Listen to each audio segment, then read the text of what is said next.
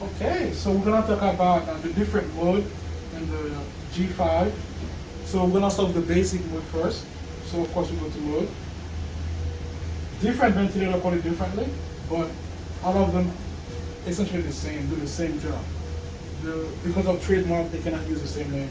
So we're gonna start with the most common of all of them is SCMV, which is called AC, assist control. What that means is assist the patient breath. Okay, just gonna continue. So the SCMV stands for synchronized control wind ventilation. So we're gonna sync with while the patient's taking a breath, the machine gonna work with the patient, so to speak. So if we set for the patient to take 15 breaths per minute, let's say the patient wants to take 20, the machine gonna let the patient do it. Back in the days, that did not happen.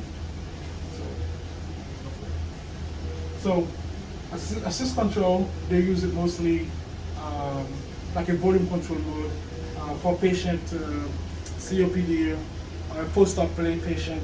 So what you do is you control the amount of volume, and it doesn't matter how much pressure it's gonna take for that. So that's why the volume is controlled. So the amount of volume you can get. So for example, we got like a volume of 500, people 5, 6, oh that's the FR2, and the rate. The rate is how many breaths per minute you want to give the patient. Normally we go to 16 to 18. The flow, how fast they get that breath, you know. So that's also control your eye time. So for COPD patient, sometimes you want to give them a higher flow because so you give them more time to exhale in the back end.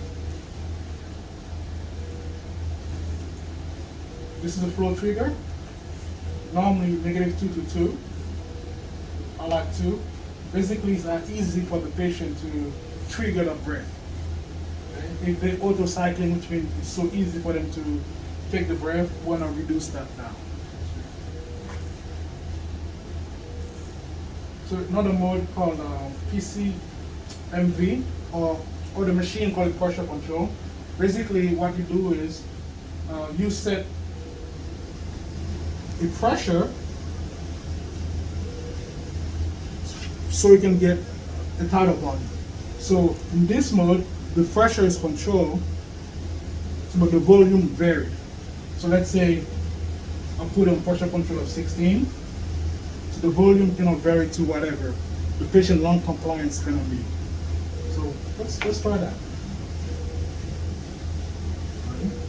Let's start it.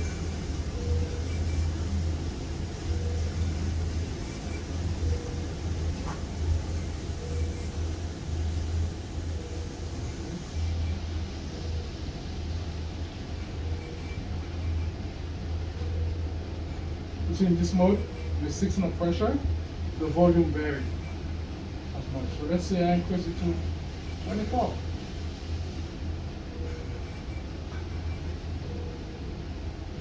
You see, the volume gets bigger. So by the way, you cannot just increase it like that.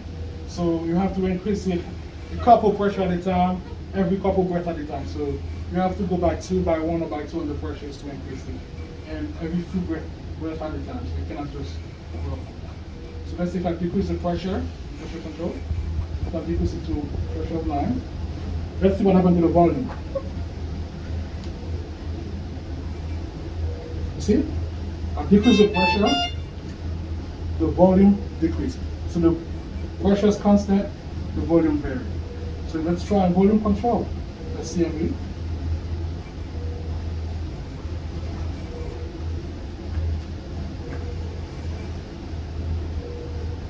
So machine is gonna try to target a volume of 500.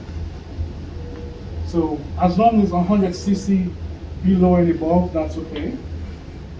Let's say if I drop, look at the pressure. Volume is constant, pressure varies. You see I drop it to 250.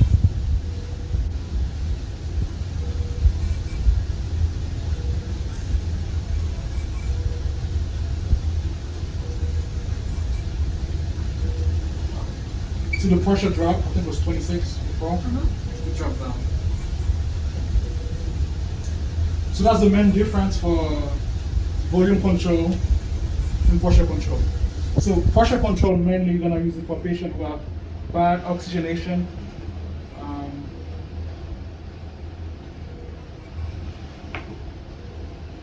we need to require more than 10 of PEEP. We keep going up on the PEEP and it's not working for them.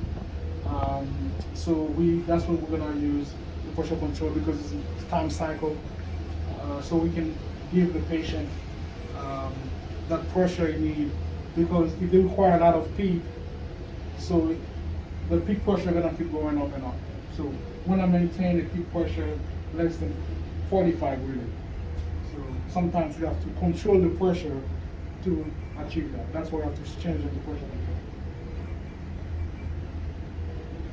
And that's it.